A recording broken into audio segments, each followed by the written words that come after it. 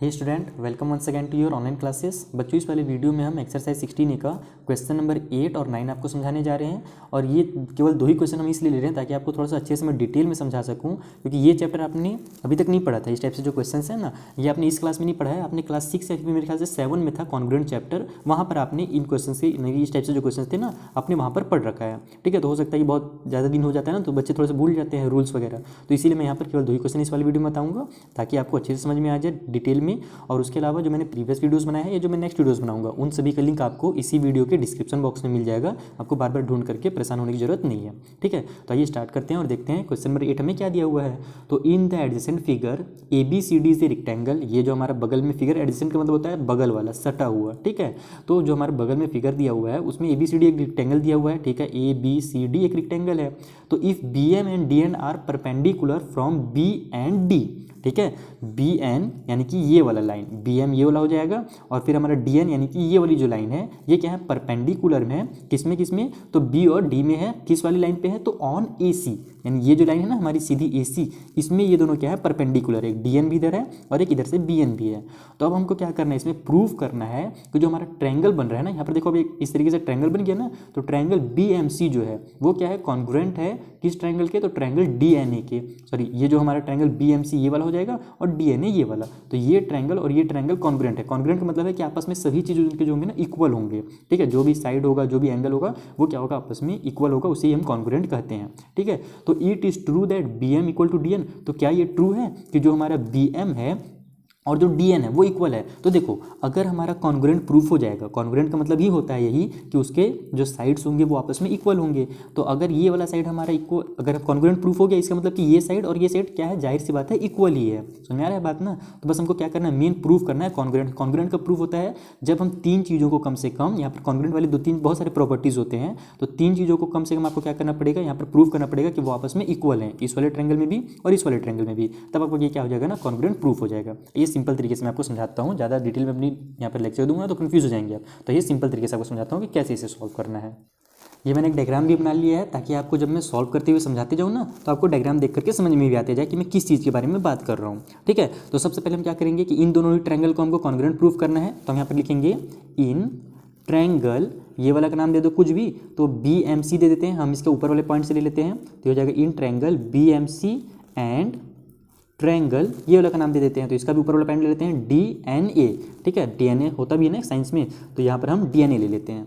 ठीक है, तो इन दोनों ही ट्रायंगल में अब हमको क्या करना है, कुछ चीज़ों को प्रूफ करना है। तो ये ट्रायंगल और ये ट्रायंगल का हमने यहाँ पर नाम लिख लिया। अब यहाँ पर क्या होगा, देखो ये जो एंगल है और ये जो एंगल है, दोनों 90 डिग्री का बन रहा है ना, यानी कि दोनों एंगल्स क्या है, इनके इक्वल है 90 डिग्री के। तो हम यहाँ पर लिखेंगे ये वाला एंगल का नाम क्या हो जाएगा, हमारा DNA हो जाएगा। तो इसको हम ऐसे लिखेंगे, एंगल DNA जो होगा वो इक्वल होगा इस वाले एंगल के। तो इसका नाम क्या है, BMC। ये वाला जो एंगल बन रहा है उसका नाम BMC पड़ रहा है। तो ये दोनों क्या होंगे, आपस में इक्वल होंगे। यहाँ पर लिख लेंगे हम इक्वल टू BMC। और दोनों कितने हैं, तो दोनों जो है वो 90 डिग्री के हैं। देखो कितना सिंपल था। एक चीज़ हमारा क्या हो गया, प्रूफ हो गया कि एक चीज़ दोनों में इक्वल है। दूसरा चीज़ हम देख लेते हैं क्या इक्वल है। तो सबसे इजी हमको क्या दिख रहा है, साफ साफ कि ये वाली जो साइड है और ये वाली साइड है, तो जो रेक्टेंगल होता है उसमें अपोजिट साइड क्या होते हैं, आपस में इक्वल होते हैं। तो ये वाला और ये साइड जो होगा इक्वल होगा। तो यहाँ पर हम लिखेंगे कि जो हमारा DA है, ये वाला साइड, वो क्या है, इक्वल है इस वाले साइड के, यानी कि CB के। तो DA इक्वल टू CB। और ये क्यों इक्वल है, क्योंकि ये हमारे अपोजिट साइड्स हैं। तो यहाँ पर हम लिखेंगे अपोजिट साइड्स। ठीक है, इतना समझ में आ गया। अब हमको एक चीज़ और प्रूफ करना है इसमें। तो यहाँ पर हमारे पास सिंपल से एकदम, देखो क्या इजी दिख रहा है कि कुछ भी यहाँ पर ध्यान दो कि कौन से इसमें सिंपली हमको साफ साफ मिल जाए कि दोनों आपस में इक्वल हो। तो ये जो हमारा एंगल बन रहा है यहाँ पर, ये जो C में यहाँ पर एंगल बन रहा है, देखो तो ये इसका नाम क्या हो जाएगा, BCM हो जाएगा। और ये एंगल और यहाँ पर ये एंगल, ये दोनों क्या है, आपस में अल्टरनेट एंगल्स हैं। हमने अल्टरनेट एंगल्स के बारे में क्लास 6 में आपको बताया था। अल्टरनेट इंटीरियर एंगल होता है, अल्टरनेट एक्सटीरियर एंगल होता है। एक लाइन पे जब अपोजिट साइड पे जो एंगल बनते हैं ना, वो अल्टरनेट कहलाते हैं। ठीक है, तो ये एंगल और ये एंगल क्या होंगे, आपस में इक्वल होंगे। ठीक, तो यहाँ पर हम इसका नाम दे देते हैं एंगल, इधर से भी आप दे सकते हो। तो एंगल DAN, यहाँ पर लिखेंगे हम एंगल DAN जो है वो इक्वल है एंगल BCM के। तो ये हो जाएगा एंगल BCM के। और ये दोनों एंगल क्यों इक्वल हो गए, तो क्योंकि हमारे क्या है, आपस में अल्टरनेट एंगल्स है। तो यहाँ पर लिख लेंगे हम अल्टरनेट एंगल्स। तो देखो तीन चीज़ हमारे प्रूफ हो गए ना, कि तीन चीज़ इन दोनों ट्रायंगल में क्या आपस में इक्वल है। यानी कि ये हमारा प्रूफ हो गया कि ये दोनों जो ट्रायंगल है ना आपस में ये कॉन्ग्रुएंट है। तो यहाँ पर हम लिखेंगे सो ट्रायंगल BMC जो होगा वो क्या होगा, कॉन्ग्रुएंट होगा, ये कॉन्ग्रुएंट का साइन है, ठीक है, कॉन्ग्रुएंट होगा ट्रायंगल DNA के। ये हमारा यहाँ पर से प्रूफ हो गया। और किस रूल के, देखो 2-3 टाइप के रूल होते हैं, ये क्लास 7 में आपने पढ़ रखा है। तो यहाँ पर हमारा कौन सा रूल प्रूफ फॉलो हो रहा है, तो देखो ये हमारा एक एंगल निकला और ये एक एंगल निकला और ये हमारा एक साइड निकल गया, यानी कि तो यहाँ पर हम लिखेंगे बाई एंगल साइड वाले, यानी कि एंगल और एंगल साइड हमारा जो प्रॉपर्टी होता है ना, उसके थ्रू ये प्रूफ होता है कि ये दोनों जो हमारे ट्रायंगल्स हैं वो क्या आपस में कॉन्ग्रुएंट हैं। तो इसको आपको लिखना बहुत जरूरी है कि देखो 3-4 ही टाइप से रूल होता है। एक ASA होता है, ठीक है, ASA यानी कि उसी को हम लोग AAS भी कहते हैं। एक तो साइड ए होता है हमारे पास, ठीक है। उसी तरीके से 2-3 रूल होते हैं, ध्यान से मेरा अभी उतर जा रहा है थोड़ा सा। तो क्लास 7 के बुक में जब आप कॉन्ग्रुएंट चैप्टर पढ़ोगे ना, दोबारा से खोल कर देखना तो आपको याद आ जाएगा, ठीक। तो यहाँ पर हमारा एंगल साइड प्रॉपर्टी के थ्रू ये प्रूफ हो गया कि ये दोनों जो ट्रायंगल है वो कॉन्ग्रुएंट हैं। तो अब जब ये दोनों ट्रायंगल कॉन्ग्रुएंट प्रूफ हो ही गया है, इसका मतलब कि ये दोनों क्या होंगे, आपस में इक्वल ही होंगे। तो ये ट्रू है। यहाँ पर हम सही क्वेश्चन बोला था ना, कहाँ गया क्वेश्चन नंबर 8 कि it is true that BM equal to DN। तो यहाँ पर हम लिखेंगे yes it is true that BM equal to DN, यानी कि जो BM होगा ये वाली लाइन और जो DN होगी ये वाली लाइन, ये दोनों क्या होंगी, आपस में इक्वल होंगी। तो क्यों होंगी, क्योंकि जो करस्पॉन्डिंग पार्ट होते हैं ना हमारे कॉन्ग्रुएंट ट्रायंगल्स के, वो क्या होते हैं, आपस में इक्वल होते हैं। ये पार्ट जो हमारा होगा करस्पॉन्डिंग पार्ट कहलाता है। सभी जो पार्ट्स होते हैं, छोटे छोटे सभी पार्ट्स, वो आपस में करस्पॉन्डिंग पार्ट्स कहलाते हैं। तो यहाँ पर हम पूरा भी आप चाहो तो लिख सकते हो कि corresponding parts of congruent triangles ये इक्वल है। क्यों इक्वल है, तो corresponding parts of congruent triangle है ये, इसीलिए इक्वल है। फिर शॉर्टकट में आप उसको क्या लिख सकते हो, करस्पॉन्डिंग को C बना दो, पार्ट को P बना दो, फिर यहाँ पर हमारे पास कॉन्ग्रुएंट को C बना दो और ट्रायंगल का T बना दो। तो शॉर्टकट में उसे CPCT कहते हैं। इसी का फुल फॉर्म होता है corresponding part of congruent triangle. तो ये हमारा करस्पॉन्डिंग पार्ट है, इसीलिए आपस में इक्वल है। ये हो गया हमारा क्वेश्चन नंबर 8 कंप्लीटली सॉल्व। इस तरीके से आपको सॉल्व करना था। ये जो क्वेश्चन नंबर 9 है उसे भी ऐसी डिटेल में अच्छे से समझते हैं। देखो क्वेश्चन नंबर 9 क्या है, इन द एडजेसेंट फिगर, इस वाले फिगर में ABCD जो है एक पैरेललोग्राम है, ठीक है, पैरेललोग्राम दिया हुआ है।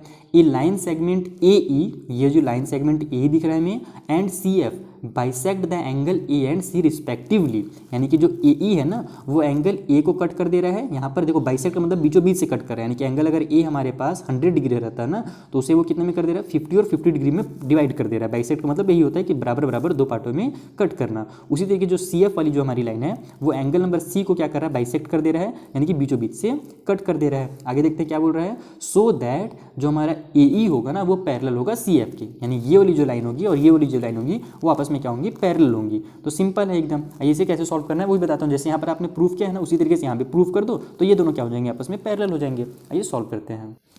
देखो कुछ इस तरीके का हमें डायग्राम दिया हुआ है। सबसे पहले हम क्या करेंगे, ये दोनों जो ट्रायंगल है ना इनको आपस में कॉन्ग्रुएंट प्रूफ करेंगे। तो यहाँ पर हम इसका नाम दे देते हैं ADE, यहाँ पर लिख लेते हैं पहले इन ट्रायंगल ADE। उसी तरीके से दूसरे ट्रायंगल का कुछ नाम दे देते हैं, तो उसका नाम दे देते हैं इधर से नीचे से आ रहा है, यहाँ से ऊपर से हो जाएगा तो CBF दे देते हैं इसको। तो in triangle ADE and triangle CBF। अब यहाँ पर देखो क्या क्या इक्वल हो रहा है, तो साफ साफ ये जो एंगल होगा और ये एंगल होगा आपस में इक्वल होगा, अपोजिट एंगल है। तो यहाँ पर लिख लो डायरेक्ट एंगल नंबर B जो है इक्वल है एंगल नंबर D के। तो क्यों इक्वल है, तो क्योंकि ये दोनों आपस में क्या है, अपोजिट एंगल्स है। तो ये भी लिखना जरूरी है ना कि क्यों इक्वल है, तो ये दोनों अपोजिट एंगल्स हैं। उसी तरीके से हमारे पास ये जो साइड होगा और ये साइड होगा, ये क्या होगा, आपस में इक्वल होगा, क्योंकि पैरेललोग्राम में क्या होते हैं, साइड्स अपोजिट साइड्स होते हैं, इक्वल होते हैं। तो हम यहाँ पर लिख लेंगे AD जो होगा वो इक्वल हो जाएगा हमारे BC के। और क्यों इक्वल हो रहा है, क्योंकि ये भी दोनों क्या है, आपस में अपोजिट साइड है। यहाँ पर हम लिख लेते हैं अपोजिट साइड्स हैं। अब एक चीज़ और अगर हम प्रूफ कर लेते हैं, यहाँ पर एक एंगल अगर हम और निकाल लेते हैं इक्वल, तो हमें प्रूफ मिल जाएगा कि ये दोनों जो ट्रायंगल है हमारे क्या है, कॉन्ग्रुएंट हैं। तो यहाँ पर देखो आप कि जो हमारा एंगल नंबर A था पूरा और एंगल नंबर जो C था, ये दोनों क्या थे, आपस में अपोजिट थे। तो ये दोनों क्या होते, इक्वल होते। उसी तरीके से इनका जो हाफ होगा, आधा होगा, वो भी क्या होगा, आपस में इक्वल होगा। तो यहाँ पर हम लिखेंगे एंगल नंबर A जो है वो इक्वल है एंगल नंबर C के, क्योंकि अपोजिट एंगल्स हैं, ठीक है। तो उसी तरीके से अगर हम इसका हाफ लिखते हैं, हाफ एंगल A, क्योंकि देखो ये क्या कर दिया, बाइसेक्ट कर दिया है ना, आधा कर दिया इसको, तो हाफ एंगल A भी क्या होगा, हाफ एंगल C के इक्वल में होगा, ठीक। तो half angle A equal to half angle C। अब हाफ एंगल हम किसका नाम दिए हैं, इधर वाले का नाम दिए हैं, और हाफ एंगल C इधर वाले का नाम दिए हैं, इसका नाम दिए हैं। तो इन लोग का एक्चुअल में जो नेम होना चाहिए ट्रायंगल के हिसाब से वो लिख लेते हैं। तो यहाँ पर इसका नाम क्या हो जाएगा, DAE हो जाएगा। यहाँ हम लिख लेते हैं एंगल DAE जो होगा वो भी इक्वल होगा एंगल BCF के। तो यहाँ पर लिख लेते हैं एंगल BCF के। ये कहाँ से समझ में आया ना, देखो दोनों एंगल आपस में अपोजिट थे तो इक्वल होते, तो उनका जो आधा होगा हाफ होगा वो भी क्या होगा इक्वल होगा। तो हाफ का यानी कि इधर वाला हाफ भी और इधर वाला भी हाफ, तो हमको तो बाहर वाले हाफ से कुछ मतलब है नहीं फिलहाल, हमको अंदर वाले हाफ से लेना है क्योंकि यही हमारे ट्रायंगल में आ रहा है। उस तरीके से इधर वाला भी हाफ और इधर वाला भी हाफ आपस में इक्वल होगा, तो हमको ये वाला हाफ लेना है। तो इसका नाम हम क्या दे दिए, अंदर से DAE दे दिए हैं और उसी तरीके से इधर से BCF दे दिए हैं। तो ये दोनों भी आपस में क्या हो जाएंगे, इक्वल्स हो जाएंगे। और जब हमको तीन चीज़ आपस में क्या मिल गए, इक्वल मिल गए, तो इसका मतलब क्या हुआ, सो हमारा जो ये वाला ट्रायंगल है ना ADF वो क्या है, कॉन्ग्रुएंट है दूसरे वाले ट्रायंगल के, यानी कि ट्रायंगल CBF के। और ये किस वाले प्रॉपर्टी से है, तो जैसे वहाँ पर था हमारा ना एंगल साइड प्रॉपर्टी, उसी तरीके से देखो ये एंगल और ये साइड प्रॉपर्टी से ये प्रूफ हो गया। तो यहाँ पर हम लिख लेंगे बाई एंगल साइड प्रॉपर्टी। ठीक है, मैं बस शॉर्टकट में AAS लिख देता हूँ।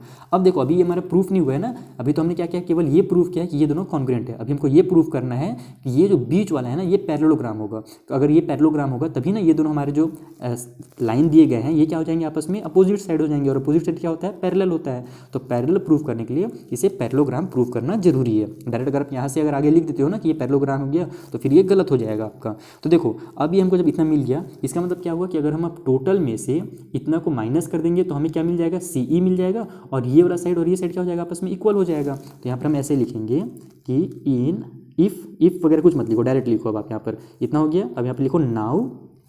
ठीक है, अब हम क्या करते हैं, DC में से पूरा टोटल वाले में से अगर हम माइनस कर देते हैं कितना, तो D और E को माइनस कर देते हैं। तो यहाँ पर लिखेंगे हम DC में से अगर माइनस कर देते हैं अपन D और E को, है ना, और इधर वाले में से सेम टू सेम उसी तरीके से टोटल AB, ये देखो ये वाला लाइन और ये लाइन हमारा इक्वल है। तो अगर हम यहाँ पर से AB में से माइनस कर देते हैं ये वाले को FB को, तो हमको ये वाला पता चल जाएगा। तो हम यहाँ पर लिख लेते हैं माइनस FB। ठीक है, FB फेसबुक वाला FB नहीं है ना, ये यहाँ पर ये वाला FB है। तो अगर हम टोटल में से यहाँ तक में से अगर हम इसको माइनस करेंगे तो यहाँ से यहाँ तक हमको मिल जाएगा।